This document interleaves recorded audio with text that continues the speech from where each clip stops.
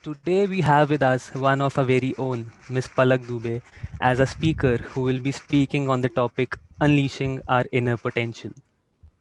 Palak is an AuroYouth facilitator at Sri Aurobindo Society, Noida. She is into business consulting with ZS Associates for the last 4 years.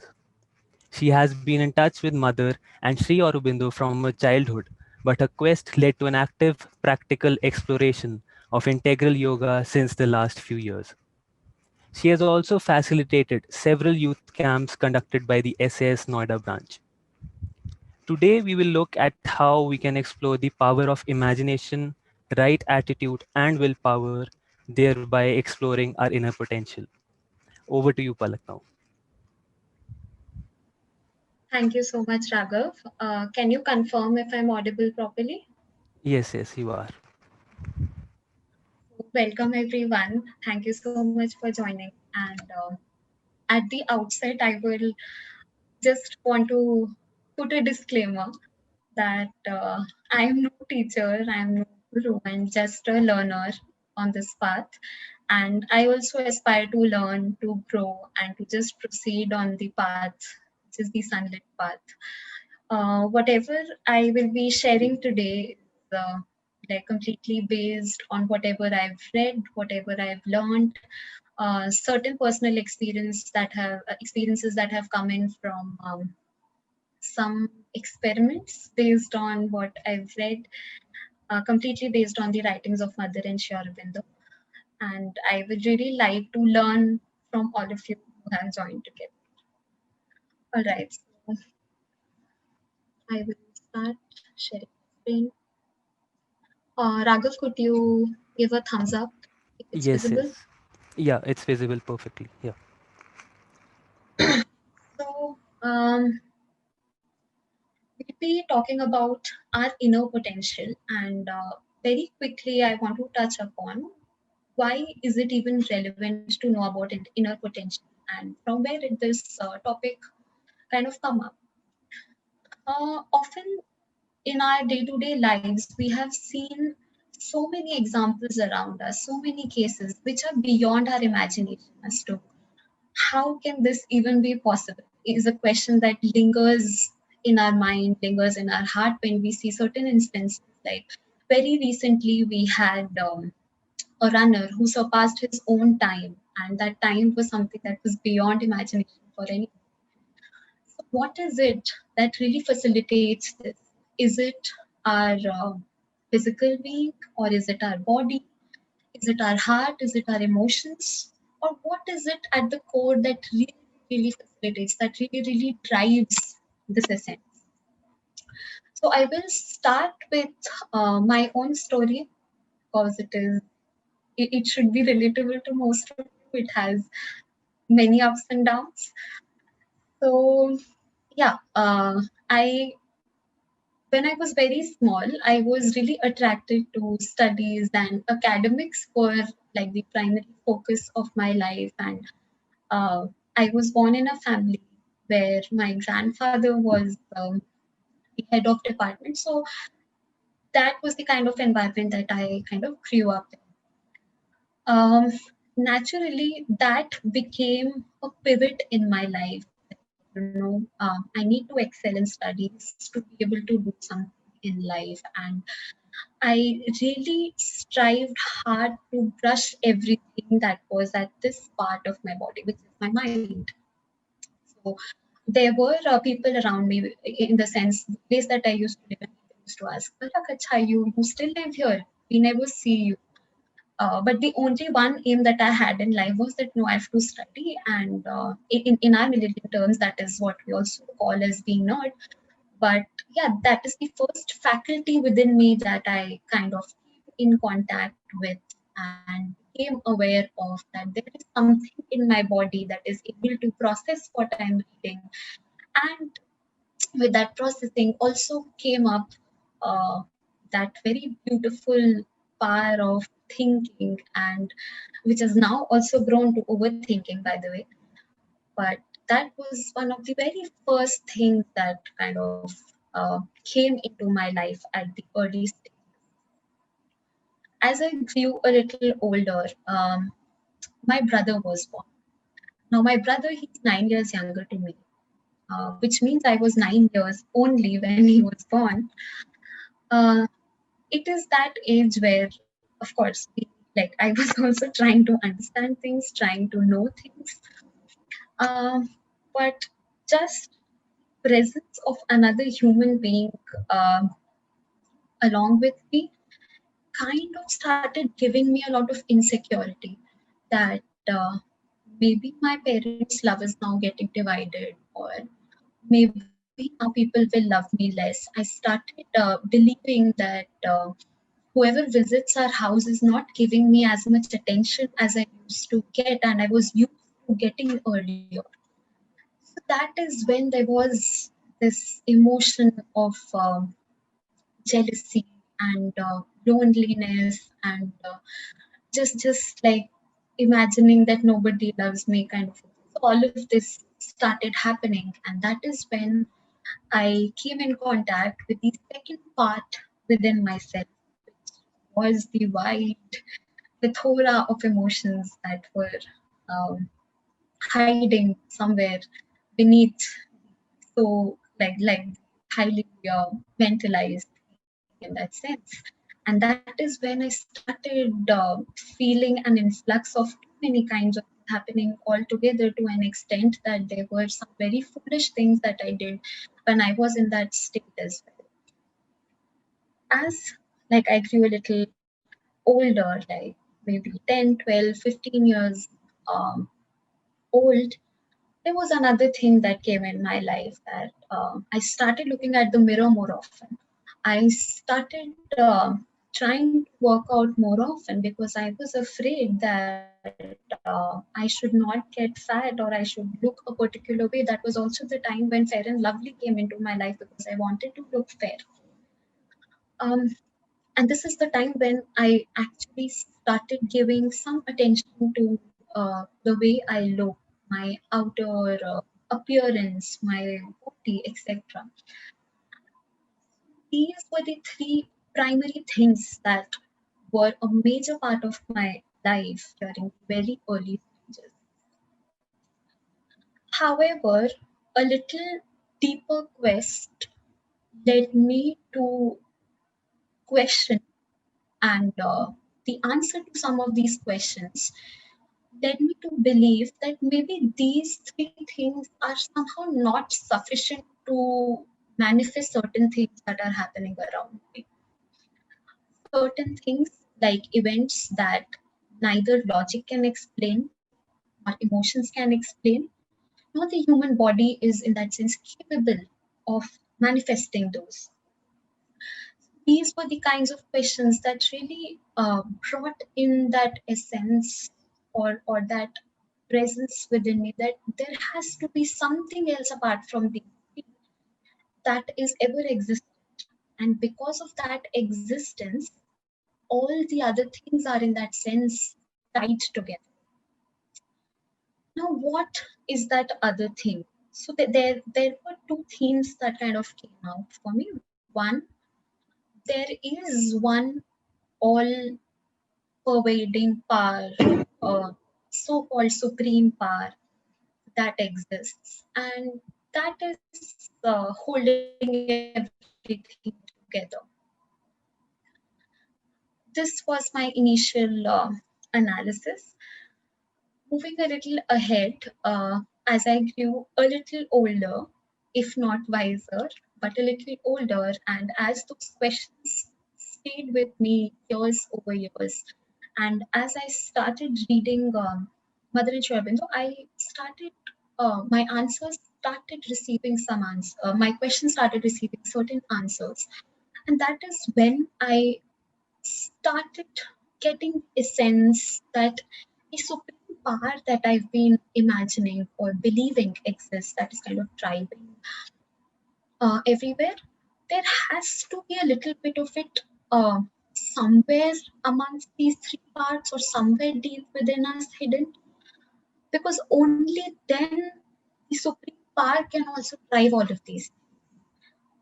For example, for a magnet to work properly, or for a air to work properly, the two things need to be tied together. And that is when this sense of inner being or inner or true being kind of started taking a little tiny birth within. Now, okay, we have kind of identified that there is something within and there is something outside.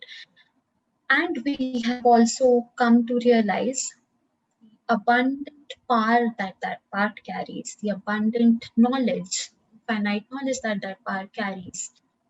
How can we start accessing and how can we start using that power more and more? Because right now it is very limited, or there are very few times that there is something like intuition that is coming to us, or very few times that we are able to even receive that in true sense.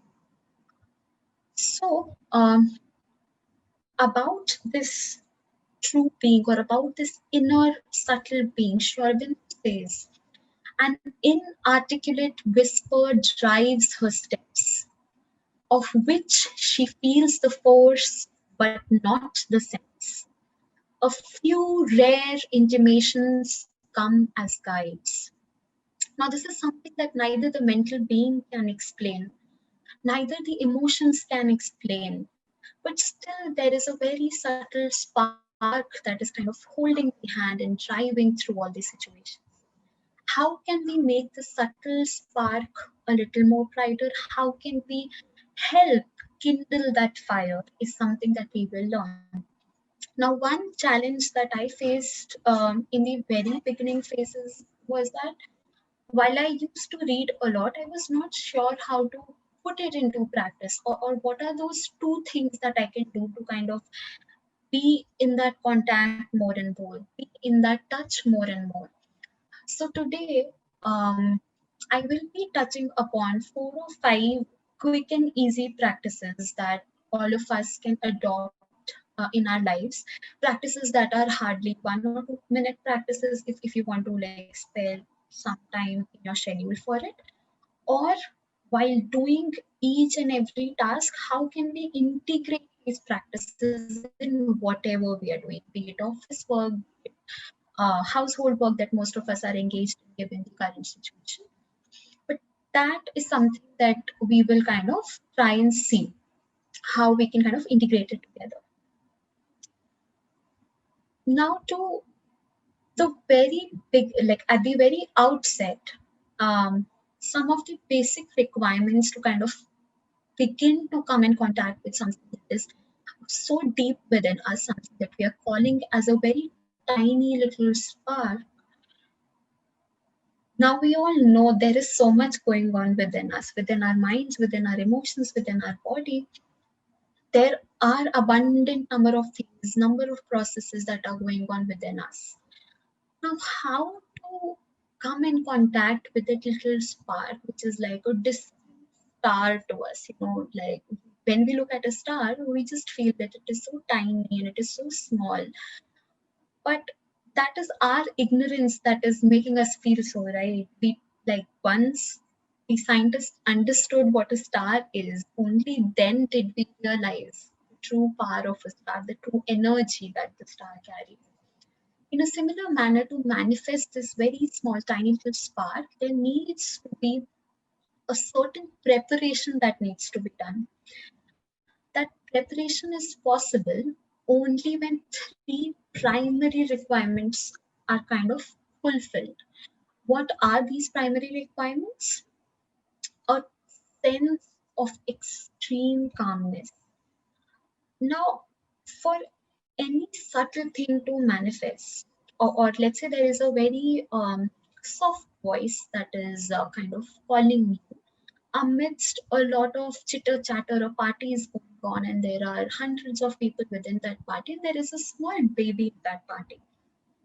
Now, to be able to hear that small baby amidst this huge party that is going on, we will need to be very calm. We will need to be very silent internally so that even within this noise, we are able to hear the call of the small child. So establishing calm, establishing a deep sense of quietness, and establishing immense peace within ourselves. A lot of times, things that are external are not under our control. Like I often go through this dilemma that is it not better to go to a distant place far away from this place or far away from home where I'll just sit all alone and practice calm and I can be quiet and I'll find peace and it will be all good, la la la.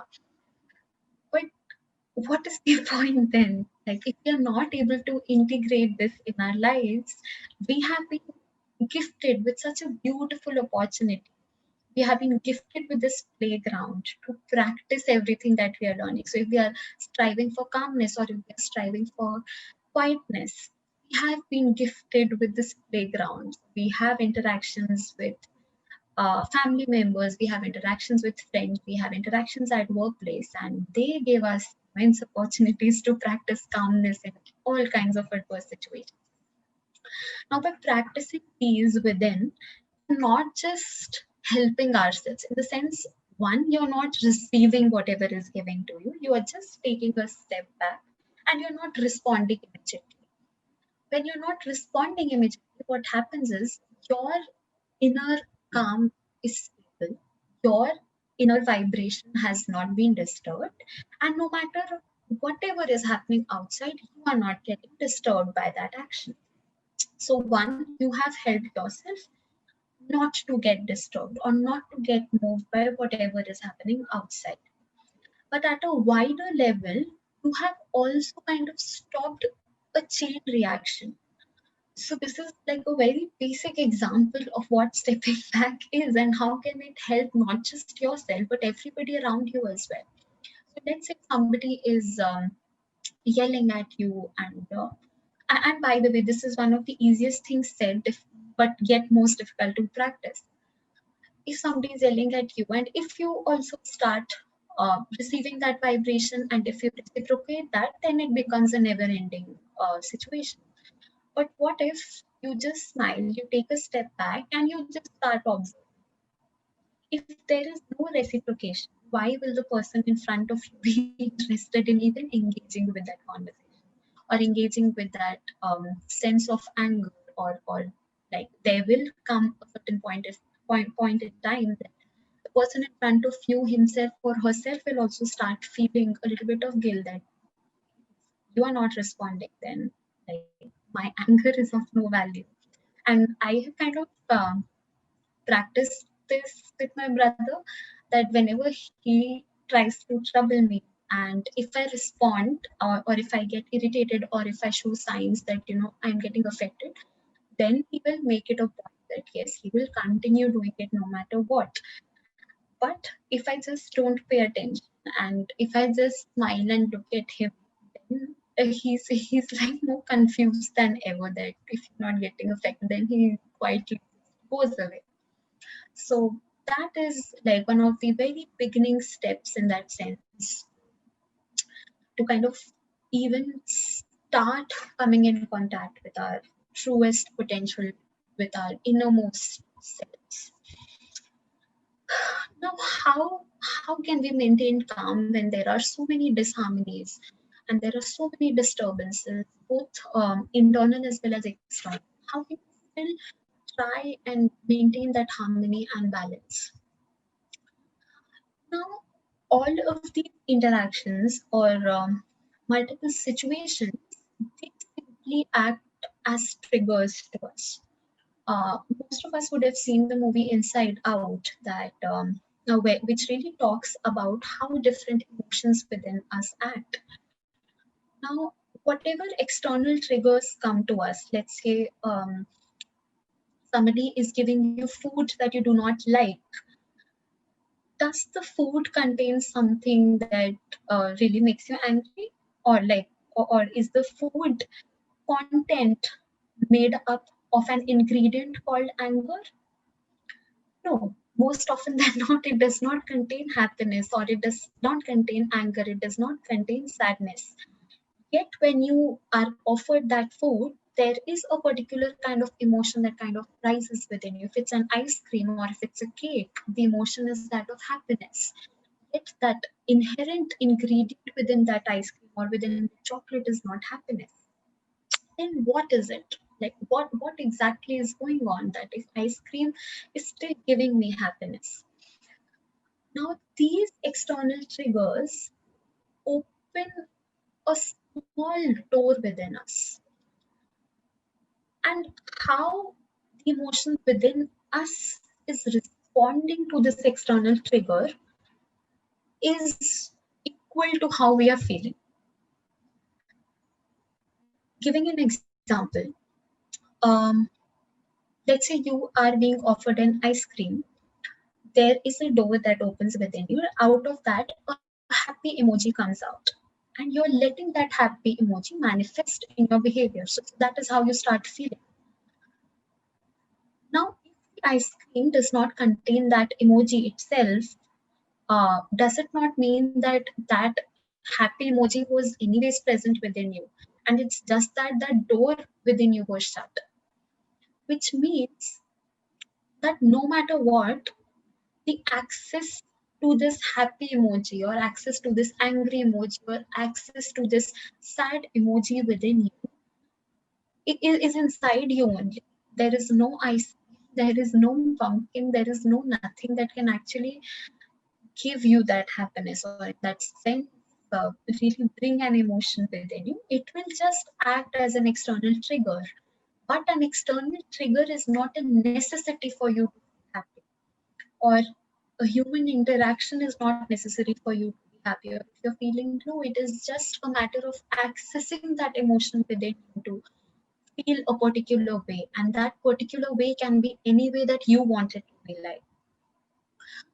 Um, Often these external triggers result in impulsive actions. So if somebody, continuing with the previous example, if somebody is yelling with me and if I give into that vibration, if I resonate to that vibration, then I will also start yelling back. And that is how each and every emotion starts building up on us so much that eventually we succumb under it, whether it is anxiety, whether it is stress, whether it is any kind of emotion. So excess of love causes degeneration in the form of attachment, and which turns into possessiveness, etc. Now these are all things that I have also experienced, I have also gone through, I have also been guilty, which is why it is really, really important to not be puppets to these emotions. So because once we start kind of giving into each of these, our fall is for sure. So if the anxiety builds up so much, or if the stress builds up too much, so much, there will be a time when we are just crushed and we will experience a sure shot fall. Now, we saw that what are the kinds of things that happen within us and what is it that we should not be doing. Moving ahead, like I said, the access to our emotions is within us. So let's say if I want to be happy, I just have to open the door of happiness. I have the key with me because it is my body, it is my being. So definitely I am the one who carries the key to it as well. So it's me who has to unlock that happiness or unlock that smile within myself and bring it out in my being. And when that happens, that is truly when we have started taking control of our own emotions rather than letting the emotions drive us or being puppets to the emotions within us. Once we are able to do this more often, that is the state when we will start being in harmony with beauty, harmony with love, harmony with life as a whole in that sense. Mother talks about this beautiful example to just emphasize on harmony, and in that sense, also and like somebody like a lion, one should be like a lion. So when the lion is ill, the lion is quite restless. It will move around again and again. It will not settle down. It will not sit. And when he's okay, like he's in best of his power, he's in best of his strength, he's completely fine, he will sit very silent. He will sit in absolute calm. And in that state of calmness, in that state of quietude, he will appear as if he's a sage.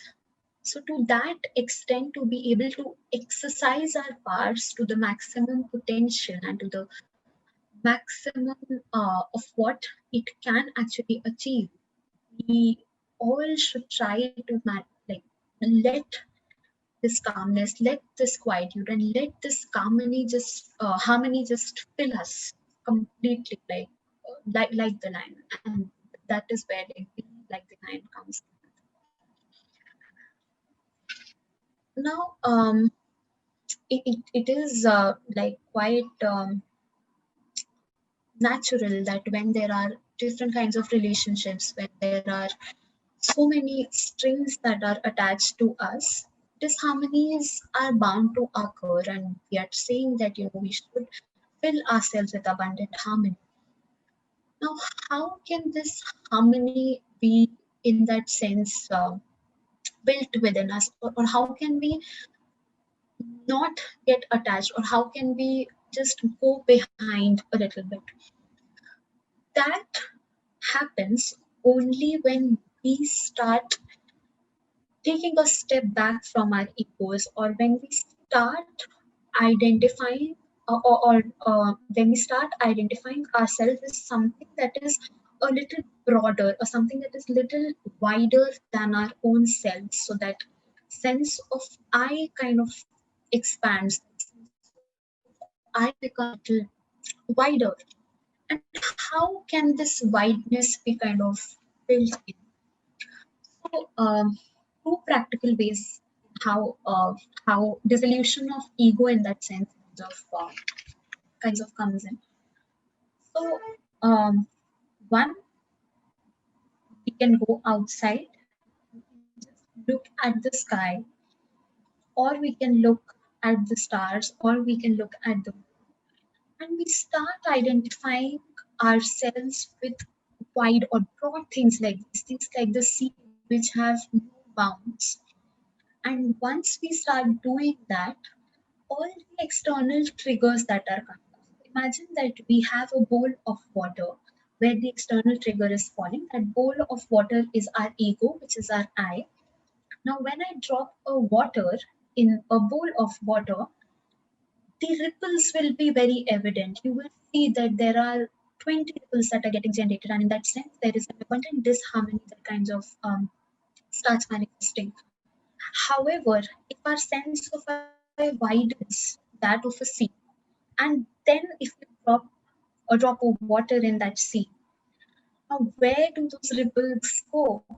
In in such vastness of the sea, in the sky, if there is one tiny drop that is drop, or that is one small ripple that is getting created, it will go unnoticed because you no more identify yourself with that small bowl of water. So identification with something that inherently is very wide really opens us a lot, and in that sense also helps in dissolving very prominent ego that we have within us. A lot of times uh, we don't even realize that we have a very strong ego behind us. The kinds of opinions that we form, or the kinds of beliefs that we have, often there is an association of this fact that I feel like this, or I believe like this, or this is something that I have synthesized. So if we are able to identify with why, then things become much more easier. It becomes much more easier to just live in that harmony. And then once you are identifying yourself with something as wide as this, then you start fitting. Okay, somebody said this, but I am the sky, so the sky doesn't get affected. People will be happy and people will be sad because of it.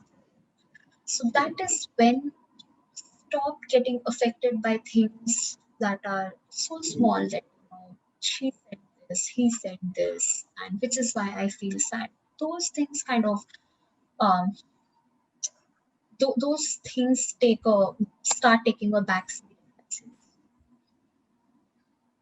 Mother has said, widen your consciousness to the dimension of the earth, and you will have a place for everything. So, the next thing is the power of concentration. And here is where we will do a small activity. Um, for the next, it will be a 2-minute activity.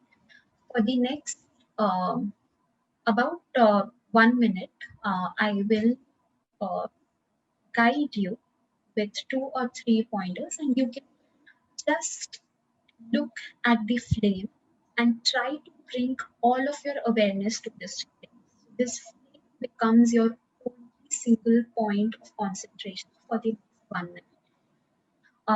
After 1 minute, I will request you to close your eyes and I will read out a few lines that Mother has said about concentration, and then you will understand how this activity can be implemented in each and every activities that we undertake in our lives.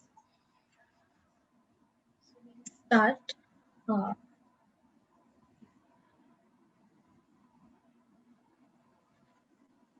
so imagine that you're touching flame.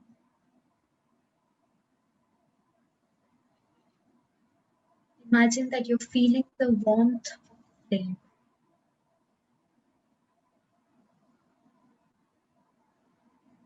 Imagine that the flame has befriended you.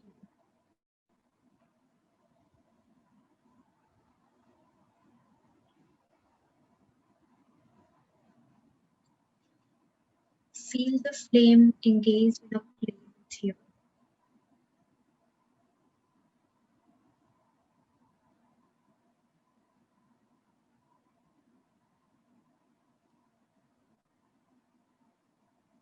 By now, you start feeling an intimate relationship with the flame.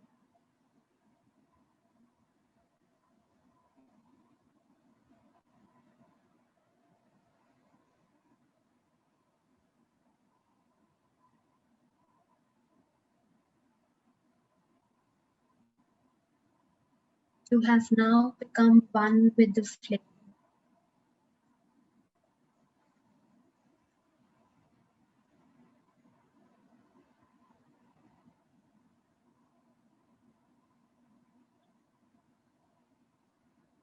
The flame is within you.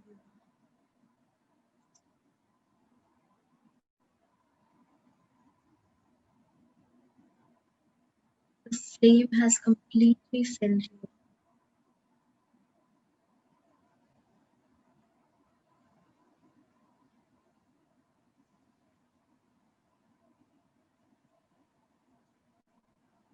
You can gently close your eyes, and I will read out 2 times that Mother has said.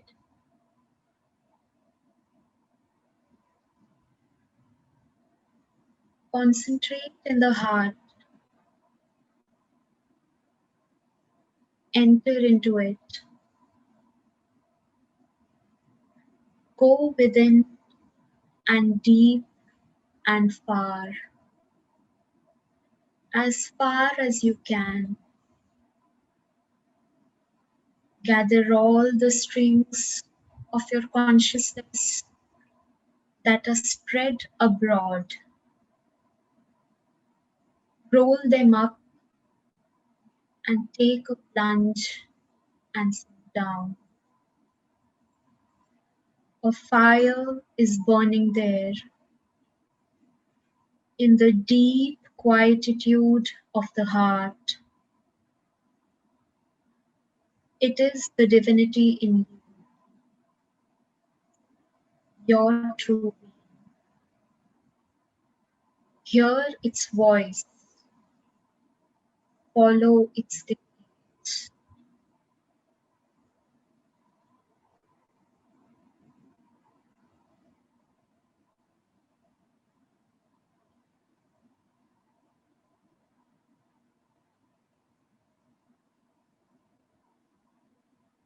Once you're comfortable, you can open your eyes and you can give a thumbs up. Go ahead.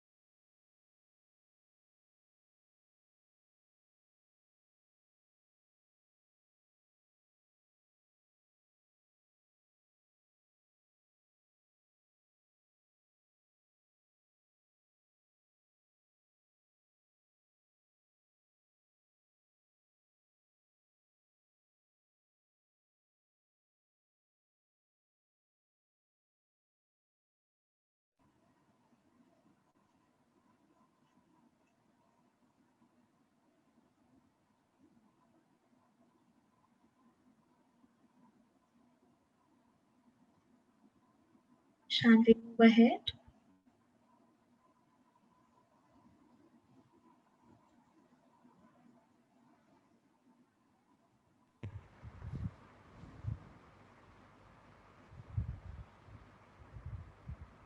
Yes, Palak. Yeah.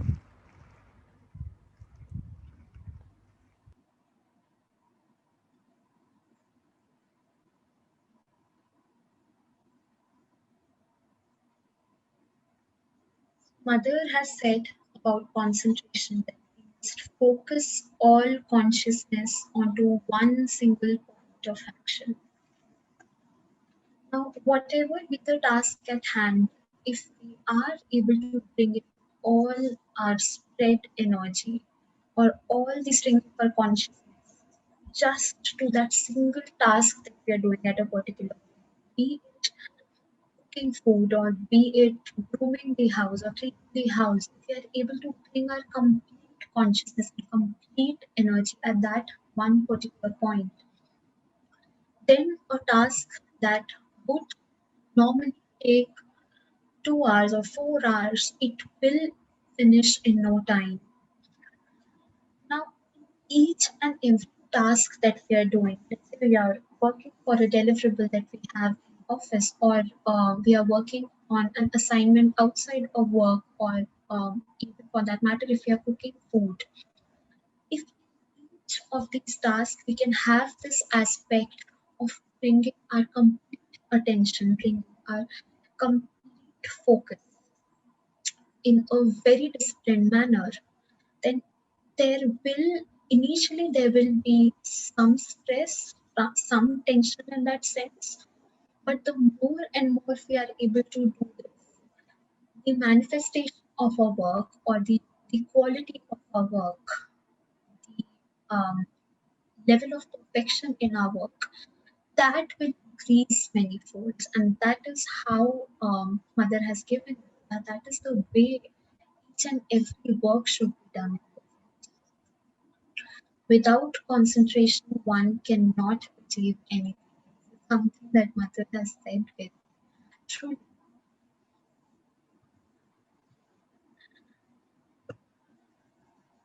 So a lot of us believe that we know ourselves very well, or we know ourselves because it is us. Of course, we know ourselves is the feeling that most of us have. And a lot of times when we ask this question to the youth, we receive answers like, I know myself 40%, 70%, 80%. But when we go a step deeper, we start realizing that what we know about ourselves is very limited to what is happening in my mind or how am I reacting to a particular situation. What is my uh, my emotional being feeling? Am I feeling happy? Am I feeling sad?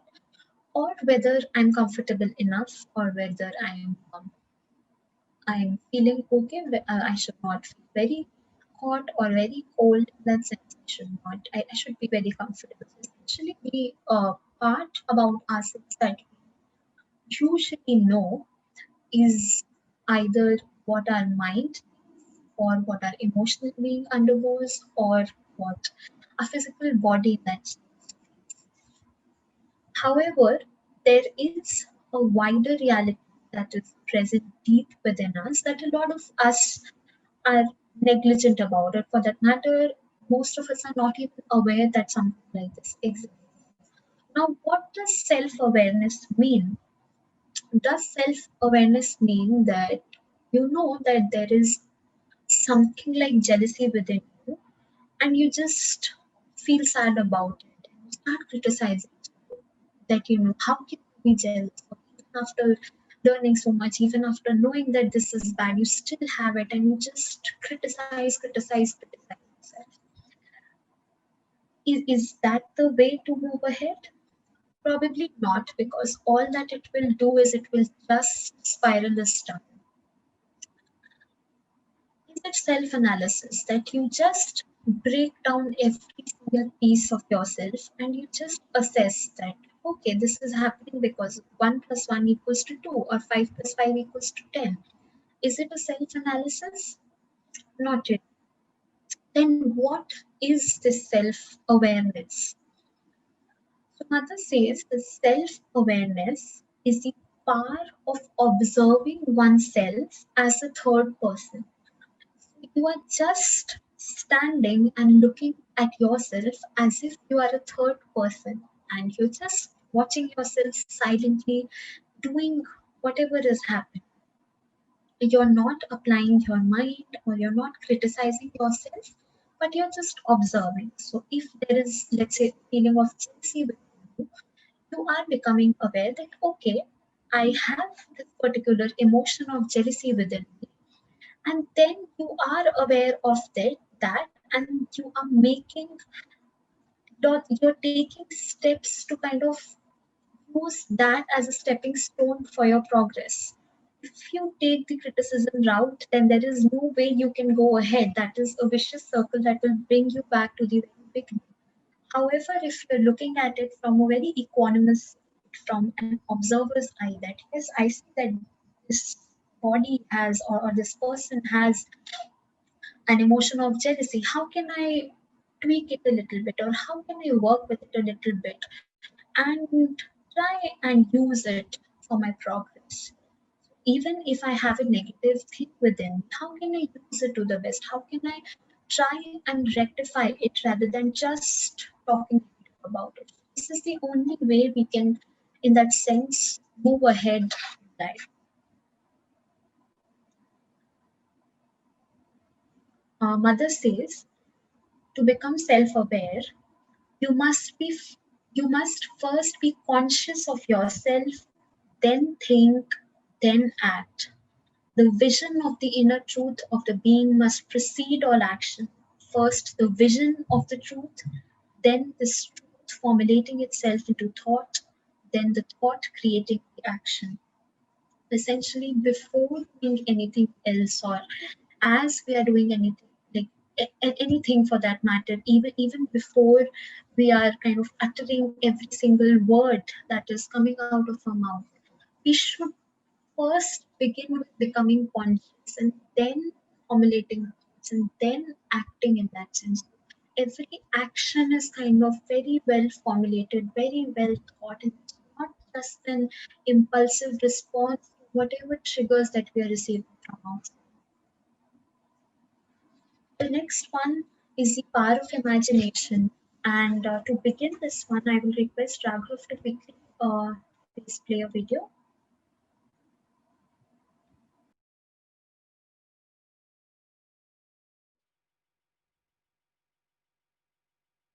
History has proven that those who dare to imagine the impossible are the ones who break all the human limitations. In every field of human endeavor, whether science, medicine, sports, arts, or technology, the names of the people who imagined the impossible are engraved in our history.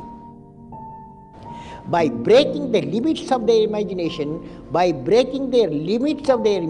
change the world.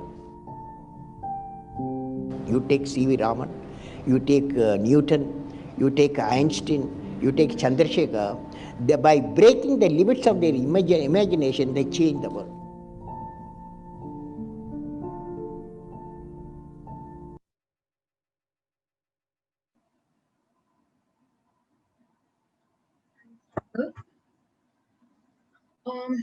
So when Mother first talked about the power of imagination, a lot of people question, and she herself has written that you might think that it is very silly. What is this power of imagination, and how will it be helpful? In essence, what power of imagination gives us, or what does it have to offer us, is something that we see ahead. Essentially, when we imagine, we are way ahead of what we've already achieved. Let's say you are currently at your 25 years of age. When you imagine, you've already started living something at 30 or something at 35 or something like that. So your imagination runs way ahead of what you already are. Now, how can this be helpful? Um, most of us have, or most of us are already aware of things like subconscious mind and what can the subconscious mind do. So, what Mother suggests in that sense is that we should tell stories to ourselves. And what should be the nature of these stories? These stories should not be merely words. They should not be told just for the sake of telling.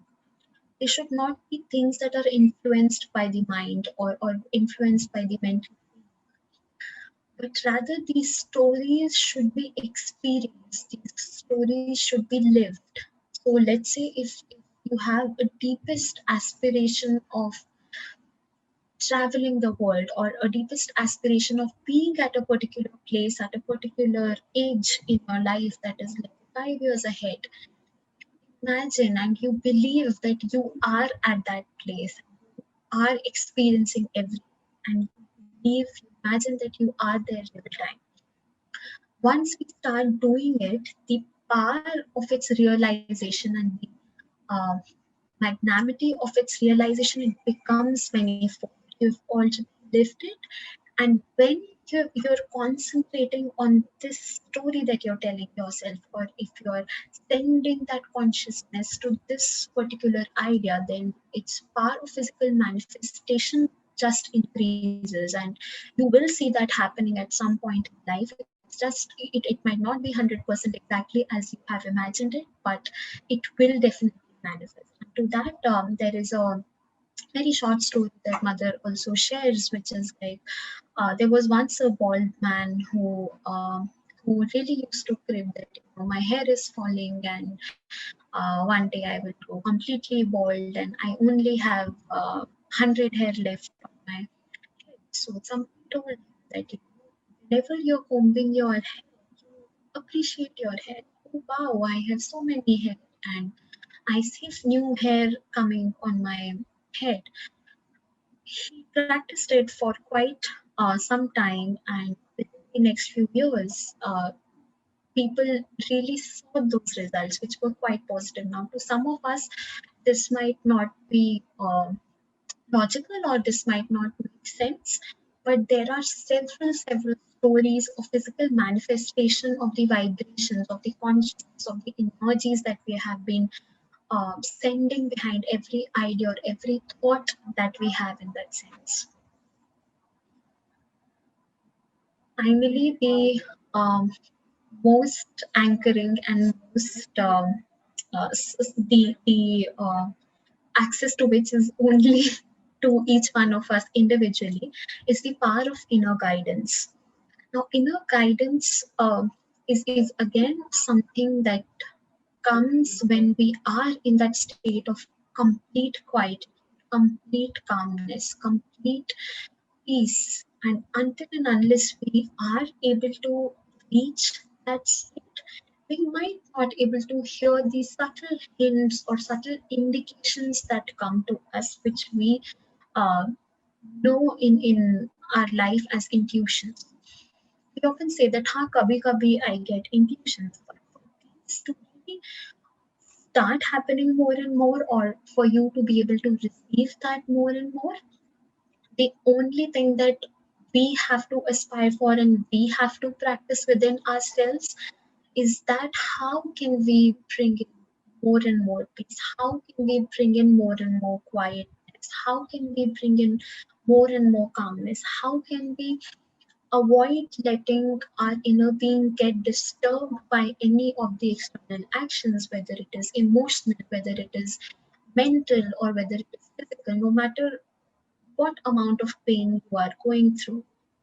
If your harmony is still intact, if the calm within you is still intact, then this subtle inner guidance, a very soft voice, something as fragile, as soft as the center of the flower, it will always send you messages. It will always tell you what is right.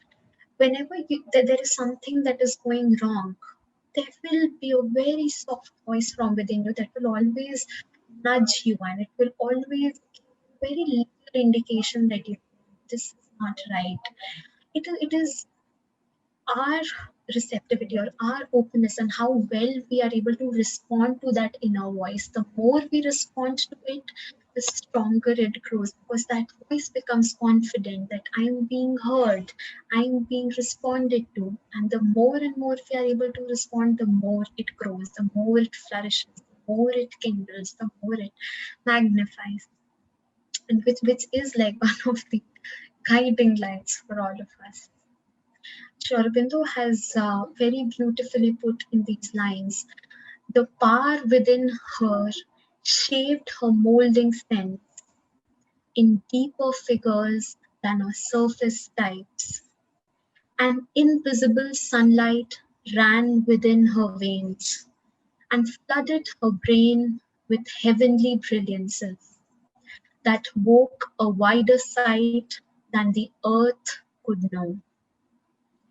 And once we are able to practice, persevere, and just aspire to achieve all of these states or try and continue practicing these, that is the time when we are preparing ourselves for this perfection and transformation, and then be prepared to walk what we know as the sunlit path. Thank you so much, everyone.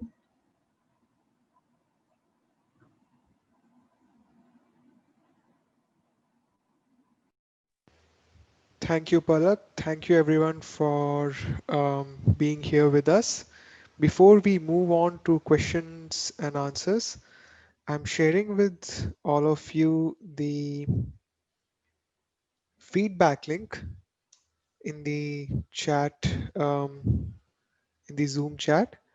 Your feedback is very important for us, and we take it very seriously. So please take a couple of minutes to fill it, and then we will move on to questions and answers.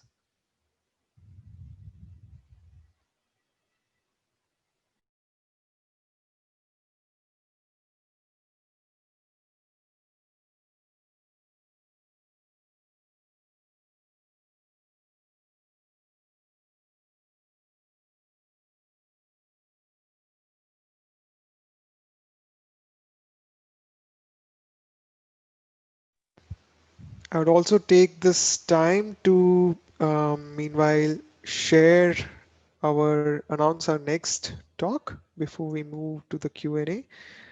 Palak, can you see my screen? Is the poster visible?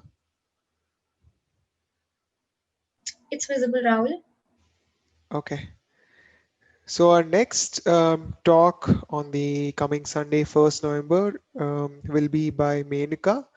She will talk about childhood, conception, and childbirth towards a conscious future, something totally new in our series. So please join us on the coming Sunday.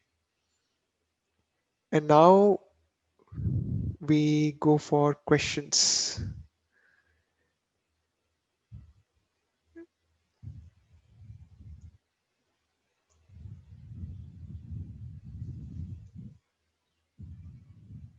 Just give me a moment.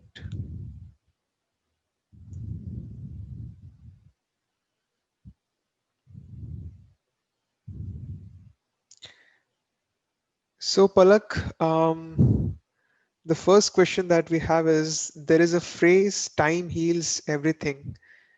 Can time also teach us to learn to be calm as well? Very beautiful question. Yes, definitely. As time passes, the intensity and the magnitude of things kind of become a little soft, they become a little subtle. But my question or my cross question is, why do we want to be in that pain, or why do we want to experience that emotion of sadness or anger or whatever that emotion is? Why do we want to experience it? If we are able to kind of nip it in the bud, and like if we are able to do that through whatever practices, through whatever means we are able to, all of these days, like this time duration, we do not need to be in that state, or we do not need to in that sense torture ourselves, or so to say, let our being go through that misery. So while yes, time definitely, like, there is nothing like time that heals, but uh, why to make ourselves suffer in that sense?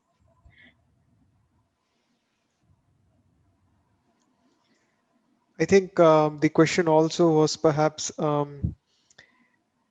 maybe the questioner was also trying to ask if we can be calm about the aspect where the healing is needed as well. So, yes. Um, to all the participants, if you have a follow-up on this question, feel free to ask it directly, or you can post your question in the chat window itself.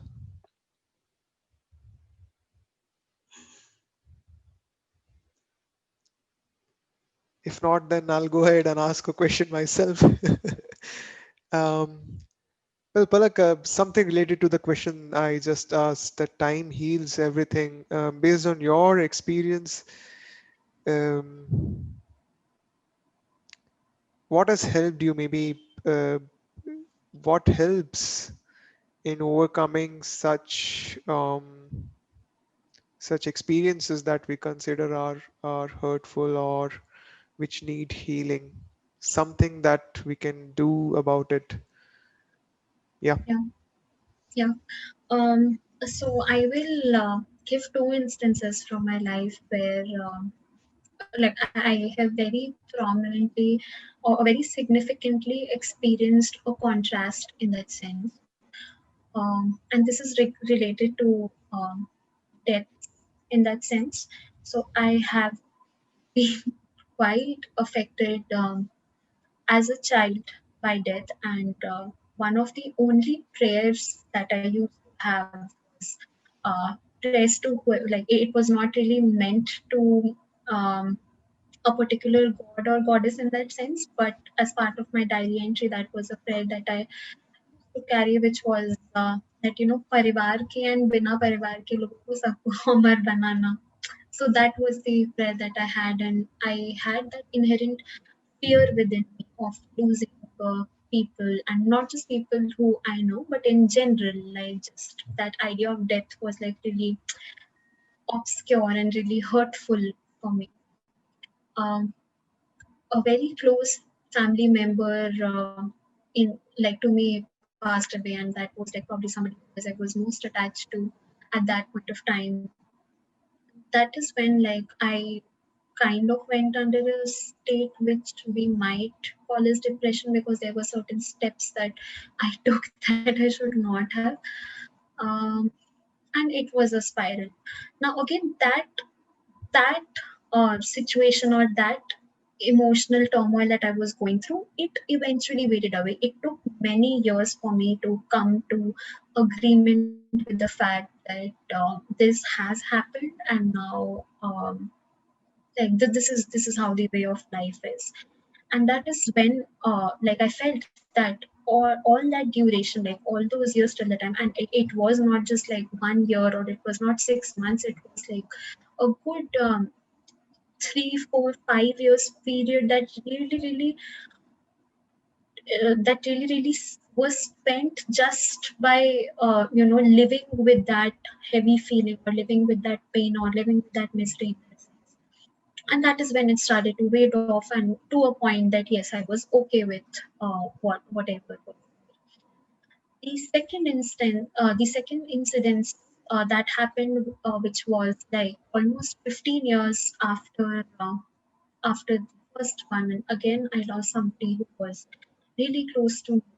But this time, I think the only change that had happened was that I had faith, and that is it. Like I just feel that just having that very strong and very unshakable faith, that just changed the course of things. Like I was able to see the positive this time, that if that particular thing would not have happened, how much that person as well as the others will have to suffer or would have undergone through additional pain. So I was like, because of that unshakable and very strong faith, I was able to see the positive in that incident that had happened. So at least for me, I feel the changing or the differentiating factor was this faith that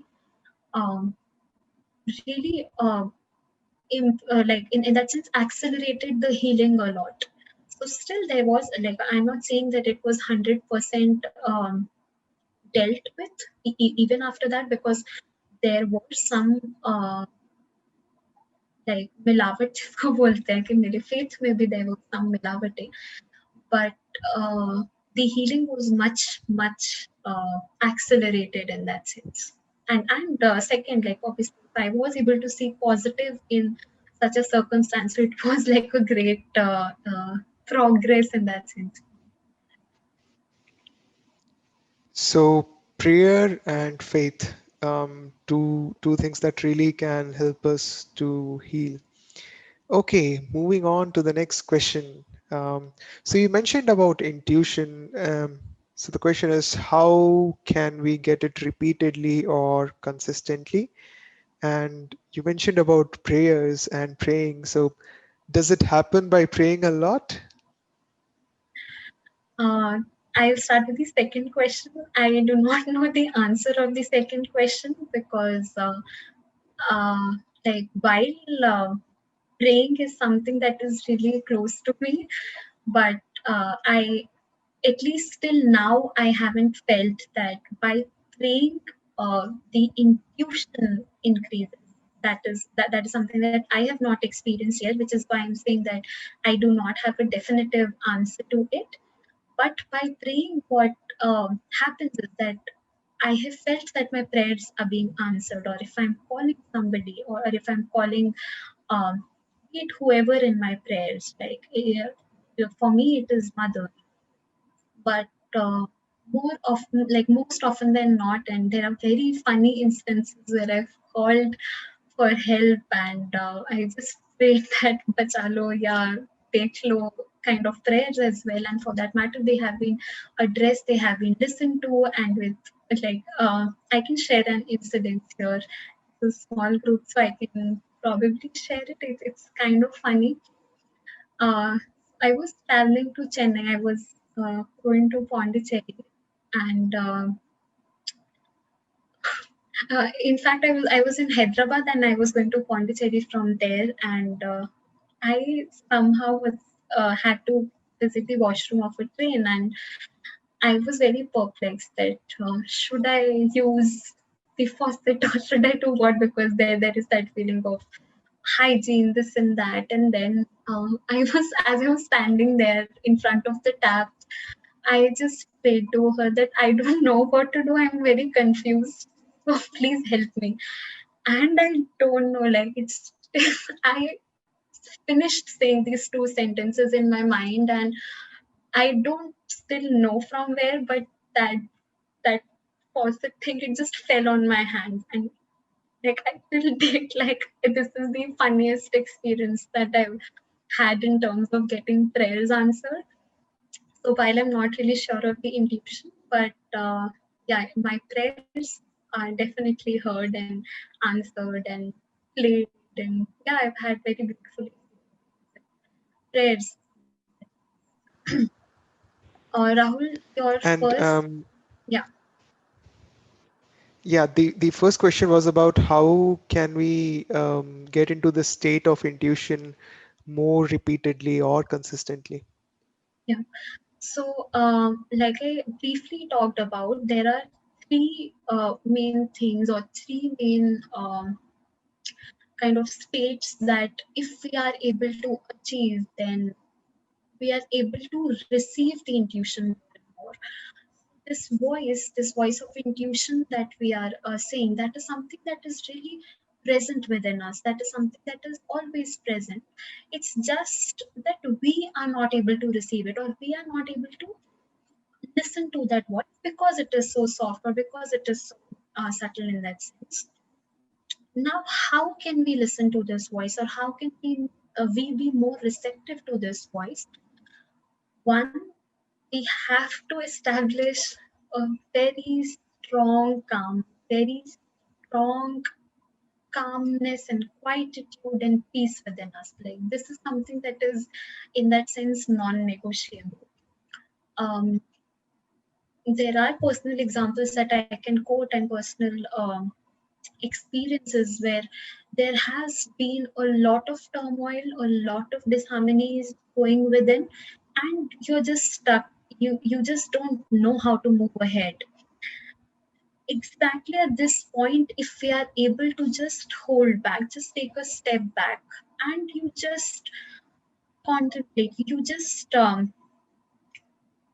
disassociate yourself from that state. Like you do not uh, have the ownership, in that sense that I am going through this turmoil, or I am going through a particular thing. If you're able to do that, in that state of quietude, in that state of calmness, in that state of peace, not necessarily externally, but something that is within us. If within us we are able to maintain that harmony, that state of calmness, then we are able to receive this voice of intuition more and more. And the more we are able to listen to it, the more we are able to receive it, the more it will just keep flourishing in it. Look, we are almost towards the end of our session, but if you could quickly tell us one or two practices that we can take up to access our inner potential, specifically in our office environment for those of us who are working. This is like a work in progress version for me, and like some of you would know, there are certain conflicts that even I'm kind of working on, but some things that have worked for me. Um, One, dissolution of ego, which translates to giving up the ownership of, or in that sense, doership of work. So, what I've experienced is a lot of times problems at workplace start happening because we have a very strong sense of association, or to our work, or to whatever we are doing in that sense.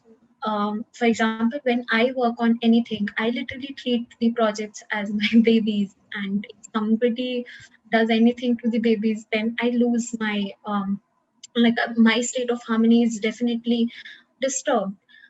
But the more and more each of us are able to, give up that ownership or give up that doership, the more um, we are able to remain in that state of calmness and just not letting our inner peace disturb. And once we are able to do that, it is only then that we are also able to contribute to that work more. Till the time I'm owning my work, or till the time I'm owning my work, I'm not letting any inputs just drive in, or even if there is a feedback that is being received, that feedback also is creating a turmoil, because you have nurtured it so much, you have like taken care of it so much. Once we start giving space, once we start giving room, or once we start disassociating with that ownership, I feel that gives a lot of potential of that work itself to bloom, that of that commitment itself to bloom in that sense. Now the disclaimer here is that even I'm not able to practice this 100%, which is why, like I said, even I was in a difficult situation over the last few weeks. But at least in the couple of times that I have been able to practice this, I think my work itself has completely transformed in that sense to something that is very delightful, very joyous, and in that sense, my responses to people have changed. I have started panicking less if things are not on track or things are not on time. I have felt that I have started becoming okay with some uncertainty, and because if there is an uncertainty, then with that comes that you are not in hold of things in that sense. So I like that really also helped in that sense to be okay if things are not on track. You still strive for perfection. You're still giving your 100% in that sense for what needs to be done. But uh, like just this little disassociation really helps you maintain your inner calm, your inner peace. And once that is present, only then your interactions or your conversations with your work, or the people that you interact with at workplace, they also kind of start blooming, start growing. And what comes out of it is many fold. Like it is far better, far more perfect than what you yourself alone could have done. Well, it's very interesting when we start looking at the workplace in a different way and try to practice our inner growth there. Um, with that, I think we are at the end of our session, and I would like to again thank everyone for staying with us and for being here with us. Thanks a lot, and see you next Sunday. Bye bye, and a very happy Vijay Dashmi to everyone. May we all, may this day, on this day, all that is not so good within us from our own eyes, may it be transformed to whatever we see fit, whatever we want it to be. And with that prayer, I bid you all bye bye.